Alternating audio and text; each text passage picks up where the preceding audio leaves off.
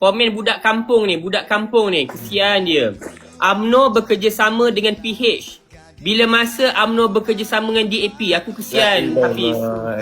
Kau selesaikan masalah ni. Okey, soalan saya yang pertama. Rumah Ini ada TV tak? ini adalah, saya yakin, ini ayat-ayat yang sama ada ketua bahagian ataupun ketua cawangan dia dah tanam dalam segelintir ahli UMNO. Kita tak bekerjasama dengan DAP. Orang kampung. Kita bekerjasama dengan PH. PH ketua dia Anwar, Melayu Islam. Kita bukan bekerjasama dengan Antoni Lok. Kamu jawabkan soalan ni? Tahu tak tulang belakang PH tu siapa?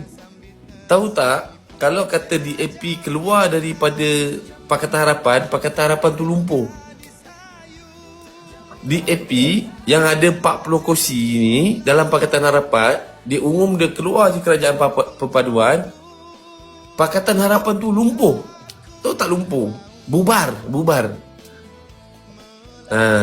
Nak bagi tahu. So betapa pentingnya DAP di dalam Pakatan Harapan. Hafiz, kau mimpi ke? Saya lepas ni Remco, aku kesian lah. Abang Nazri, saya memang kesian dengan orang UMNO ni. Ni dimomokkan oleh ketua-ketua mereka ni. Kita tak ada kerjasama dengan DAP. Kita bekerjasama dengan PH. Betul-betul kau tak nak mengaku kau bersama dengan DAP. Bermakna mereka ni telah berjaya didoktrinkan oleh pimpinan mereka. Kita respect lah. Mereka mudah dihasut.